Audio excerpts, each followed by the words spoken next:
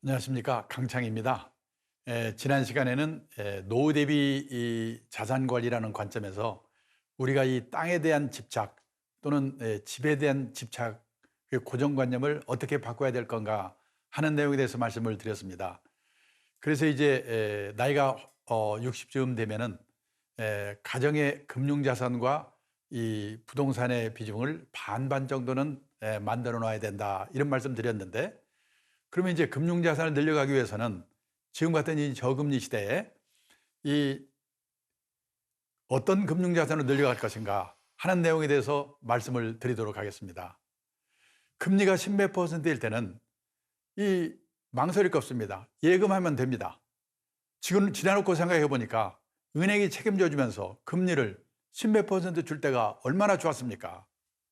근데 보시다시피 금리가 10%일 때는 예금을 해가지고 한 달에 100만 원의 금리비 필요하다. 1년이면 1200만 원이니까 예금이 1억 2천만 있으면은 한 달에 100만 원씩 금리를 따박따박 받을 수가 있었습니다. 지금 같은 금리 1% 시대는요, 12억 있어도 한 달에 100만 원 받기가 쉽지 않다는 겁니다. 자, 그러면요, 우리가 도대체 어떤 금융자산을 늘려가야 될 건가? 단기간 내에 써야 될 돈, 원금이 깨져서는 절대 안 되는 자금, 이거는 눈 감고 예금 아니면 그와 비슷한 상품을 넣어야 됩니다. 6개월 후에 딸 시집 보내기 위해서 5천만 원의 혼수 자금을 마련했습니다. 그건 아깝더라도 예금에 넣어놓고 기다려야 되는 거예요. 그러면 투자 자산은 뭐냐? 가능성을 믿고 자금을 투하하다. 주식, 채권, 선물, 옵션, 펀드, 보험 중에서도 변액보험, 연금 중에서도 변액연금. 이건 잘하면 돈을 벌어. 잘못하면 원금도 깨먹어. 리스크가 따르는 상품. 근데 이 강의 들으시는 분 중에 변액보험, 변액연금 든 분이 많이 계실 겁니다.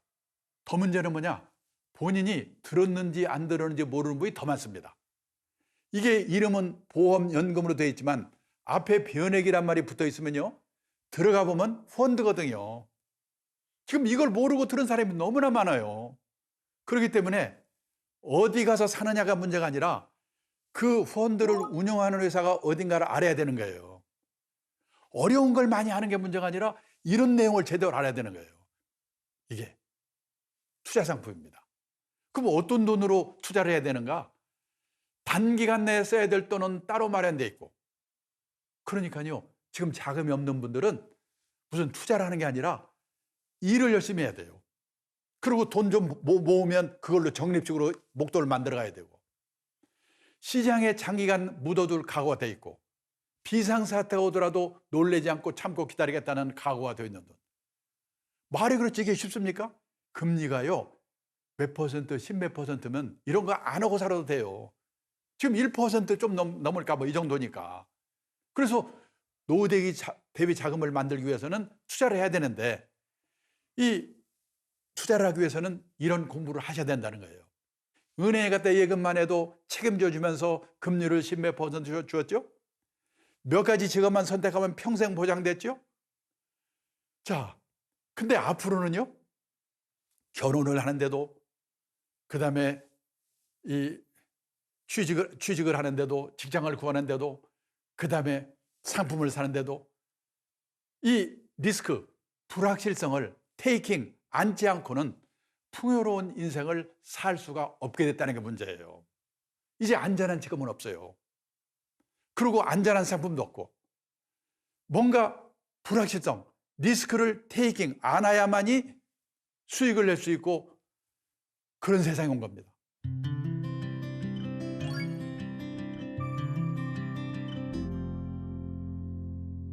투자를 하더라도 자금의 용도를 나누어서 관리를 해야 돼요. 저는 그걸 뭐라고 하냐면 세 개의 주머니로 나누어서 하라는 뜻입니다.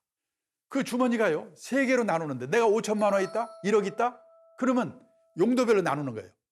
여기에 두 가지는 필수 주머니고 하나는 있어도 되고 없어도 되는 주머니예요. 첫째 주머니가 뭐냐? 내가 5천만 원 있다. 생계용 주머니. 몇 개월 이내에 쓸 돈. 애들 학자금 낼 돈. 원금이 깨져서는 절대 안 되는 돈. 이거는 그냥 생계형 주머니에 꼭 넣어둬야 돼요. 이건 필수 주머니예요. 그리고 넣어놓고 어떤 상품을 사는가? 예금 내지 예금과 비싼 상품, 저축 상품을 사는 겁니다. 그래서 생계형 주머니는 저축 상품을 산다고 그래서 저축 주머니 이렇게도 말합니다. 내 노후에 대비해서 이 투자 상품에 장기 분산 투자를 해서 꾸준히 모아가는 자금, 거기를 넣어두는 그 주머니가 자산 형성 주머니입니다. 이거는 주식 개별 종목에 투자를 해도 되고 펀드 투자를 해도 됩니다. 다만 리스크가 따르는 투자 상품으로 돼 장기 분산 투자 원칙을 지켜서 하는 주머니입니다. 이것도 자기 노후가 행복하기 위해서는 필수로 있어야 돼요. 근데요, 또 하나 중간에 있어도 되고 없어도 되는 주머니가 있습니다. 트레이딩 주머니입니다. 트레이딩의 뜻이 뭐냐? 단기로 샀다 팔았다 샀다 팔았다, 이게 트레이딩입니다. 그러면 장기 분산 투자는 좋고 트레이딩은 나쁜 거고 꼭 그렇게 생각할 필요 없습니다. 이 트레이딩은 약간 투기적인 요소가 있습니다. 확률은 50%입니다. 단기로 사고 팔고 해서 맞힐 확률은 50%밖에 안 되거든요. 그래서요, 트레이딩 주머니는 할 때 뭐냐? 운이 좋으면 맞힐 수가 있지만은 잘못하면 깨먹을 수가 있으니까 자기가 갖고 있는 금융자산의 10% 범위 내에서 해라. 근데 현실은 어떤가? 우리나라에 자산 형성 주머니를 갖고 있는 분은 거의 없습니다. 생계형 주머니와 트레이딩 주머니를 왔다 갔다 합니다. 대부분은요, 주가가 폭락해서 손해를 보면 내가 앞으로 주식을 하면 성을 간다. 그리고 전부 예금 통장에 넣어놓습니다. 그리고 나중에 얼마 지나서 주가 오르고 돈 버는 사람이 막 생기지, 요즘처럼. 이거 안 되겠구나. 다시 그걸 꺼내서 샀다 팔았다 합니다. 그게 지금 우리나라의 문제입니다. 생계형 주머니와 트레이딩 주머니를 왔다 갔다 하고 있는데 그게 아니고 자산 형성 주머니를 필수 주머니로 만들어 놓고 장기 분산 투자해서 노후 자금을 마련해 가야 된다. 이 말씀을 제가 드리는 겁니다. 좋은 주식을 갖고 있더라도 작년 봄에 코로나 사태가 날 때 폭락했죠. 다 같이 떨어집니다. 그게 시장 리스크, 마켓 리스크예요. 그다음에 개별 종목 리스크. 시장이 다 같이 오르더라도 불량 주식을 갖고 있으면 안 오릅니다. 그게 개별 종목 리스크입니다. 그러면 시장 리스크, 마켓 리스크는 어떻게 관리를 하는가? 마켓 리스크는 작년 봄에 코로나 사태가 올지를 알았습니까? 모르죠. 그게 언제 끝날지 알고 있습니까? 모르죠. 마켓 리스크는 언제 올지 언제 끝날지를 알 수가 없는 겁니다. 그럼 어떻게 되냐? 그때가 생기더라도 지나가기를 기다릴 수밖에 없다는 겁니다. 그래서 장기 투자를 해야 된다는 거예요. 개별 종목 리스크는 이 좋은 종목을 골라야 돼요. 근데 신이 아닌 이상 100% 좋은 종목을 고를 수는 없습니다.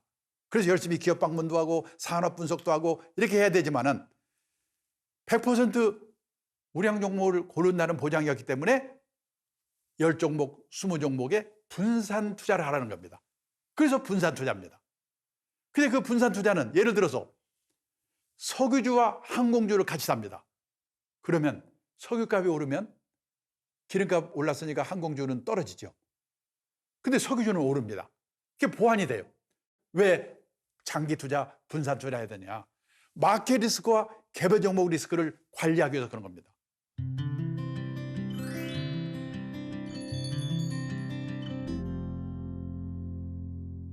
젊은 분들은 20대가 목돈도 없는데 어떻게 목돈을 마련하라는 거야? 돈도 없는데 꾸어서 하지 않으면 안 되잖아. 그런 분들을 위해서는 뭐냐면 적립식 투자, 시간 분산 투자라고 그랬죠? 이걸 해야 된다는 거죠. 여기 보시면요, 어떤 사람이 한 달에 10만 원씩 10년 동안, 그러면 1년이면 120만 원이고 10년이면 1200만 원입니다. 이때요, 만 원에 시작을 해가지고 10년을 만 원일 때 시작했습니다. 그러면 첫 번째 달에는 만 원 단가로 시작을 하죠. 근데 계속 떨어져가지고 7년 후에는요, 5분의 1, 2천 원까지 떨어졌어요. 그래도 매달 하여튼 투자를 했어요. 그리고 다시 7년 후에 오르기 시작해서 10년 후에는요, 5천 원까지 반등을 했습니다. 만 원에 시작해서 2천 원까지 떨어졌다가 5천 원까지 가고 나서 10년이 지나가 버렸어요. 근데 10만 원씩 계속 넣습니다. 그럼 10년 후에 1200만 원 원금의 평가액은 얼마가 됐을까요? 보너마는 몇십 퍼센트 깨먹었겠지? 아닙니다. 1,390만 원입니다. 비록 10,000원에서 2,000원 가가지고 5,000원, 절반밖에 회복은 안 했지만은 2,000원 그 무렵에서 수량을 많이 샀기 때문에 그래서 이렇게 주가가 이렇게만 돼도 뭡니까? 1,390만 원 원금을 회복했다는 거죠. 이게 적립수자의 위력이에요. 10,000원에 시작했는데 18,000원까지 올라갔다가 다시 10,000원으로 돌아왔어요. 그러면 10년 후에 평가가 얼마였을까? 880만 원. 마이너스 26.5%. 그러니까 올라갔다가 떨어질 때는 적립투자가 위력을 발휘 못해요. 그래서요, 적립식으로 2년, 3년 투자에서는 돈을 번다는 보장이 없어요. 적어도 10년 정도, 20년 정도. 그렇기 때문에 퇴직연금이 가장 좋은 이 운용 대상이 되는 거예요. 그래서요, 이 하락했을 때 수량을 늘릴 수 있는 찬스입니다. 그때 많이 사는 거예요. 10년 이상 계속 해야 돼요. 시세가 반등할 경우에는 급속한 속도로 이게 뭡니까? 원본을 회복해 나간다는 겁니다. 나는 돈이 없다는 말만 하시지 마시고 이 적금 묻는 기분으로 이런 거 하시면 된다. 그런데요, 이렇게 해가지고 5천만 원이 됐다. 목돈이 됐습니다. 1억이 됐다. 그러면요, 그냥 그대로 두면 안 돼요. 왜냐하면 그렇게 해서 5천만 원, 1억을 만들었는데 주가가 확 떨어져가지고 반동강이 될 수도 있거든요. 그래서 목돈이 되면요, 분산을 해야 돼요. 그걸 뭐라고 하냐면 포트폴리오를 짠다고 그래요. 포트폴리오 뜻이 뭐냐면 서류를 끼우는 홀더, 금융상품을 넣는 바구니, 보유 금융자산 일람표, 또 자녀 포트폴리오라는 말이 있어요. 그러면 내가 5천만 원의 목돈이 생겼다. 포트폴리오를 짜야 되겠다. 어떻게 짜지? 비율은 어떻게 정하지? 자기 형편에 맞게 포트폴리오를 짭니다. 형편이 뭐냐? 첫째가 나이입니다. 나이 많은 노인분이요, 100% 주식 확 투자하면 안 돼요. 그러니까 주가 떨어지면 심장마비로 돌아가시거든요. 나이 20대는요, 공격적으로 해도 됩니다. 시간이 많이 남았으니까. 그다음에 재산 상태, 부자는 공격적으로 해도 됩니다. 근데 돈이 없는 분은 예금해놓고 일을 열심히 해야 돼요. 근데 현실은 반대예요. 부자는 오히려 보수적으로 하는데 돈이 없는 분은 이판사판으로 하게 되니까 문제가 생기는 거예요. 그 다음에 가족 상황, 시집갈 딸이 있는 분은 단기간에 금융상품을 갖고 있어야 돼요. 그 다음에 자신의 투자 성향, 약간만 떨어져도 가슴이 덜덜덜 떨리는 분은 보수적으로 포트폴리오 짜야 돼요. 또 태어난 분은 약간 공격적으로 짜도 돼요. 그 다음에 운용기간, 목적, 이런 게 의해서 포트폴리오를 짜는데 내가 어떻게 이걸 가지고 비율을 정합니까? 그래서 제대로 된 금융회사에 가게 되면은 설문지를 줍니다. 이런 그 형편을 녹인 내용이 들어있는 설문지입니다. 답을 하면요, 점수를 얘기하면서 손님은 나이가 젊으시고 그러니까 공격적으로 해도 되겠네요. 손님은 나이도 많으시고 좀 보수적으로 하셔야 되겠네요. 비율을 짜줘요. 이게 귀찮다. 한 방에 하는 방법이 있습니다. 100에서 자기 나이를 뺍니다. 내가 지금 50대다. 100에서 50을 빼면 50이 남죠? 그러면 50%는 주식이나 주식형 펀드, 공격적인 데 넣으시고 나머지 50%는 채권형 펀드나 CMA나 예금 같은 안정적인 데 넣는 겁니다. 그렇게 비율을 짭니다. 그럼 어떤 사람이 1억이 있었다. 이제 투자를 시작했습니다. 50대다. 그래서 50%를 주식형 펀드 또는 주식에, 40%는 채권형, 10%는 예금과 CMA에 넣습니다. 그 다음에 그냥 놔두면 그대로 돈 버는 게 아닙니다. 정기적으로 점검을 해야 됩니다. 여러 가지 방법이 있지만 시간 없으니까 제가 하는 방법을 말씀드리겠습니다. 6개월에 한 번씩 점검하면 됩니다. 6개월에 한 번씩. 주가가 오르면은 주식형 펀드의 비중이 늘어나겠죠. 예를 들어서 65%로 늘어났습니다. 그러면 채권형이나 CMA는 늘어나도 조금, 그러니까 상대적으로 비율이 줄어듭니다. 그러면은 주식형 펀드 65 중에서 늘어난 부분만 팔아가지고 줄어든 채권형 CMA가 다 메꿉니다. 다시 원래의 비율 50대, 40대, 10으로 돌려놓습니다. 그러다가 형편이 바뀔 때가 있습니다. 환갑이 넘었다? 회사를 퇴직했다? 그러면 형편이 바뀌었으니까 기준되는 비율을 바꿔야 됩니다. 내가 이제 환갑이 넘었어. 퇴직도 했어.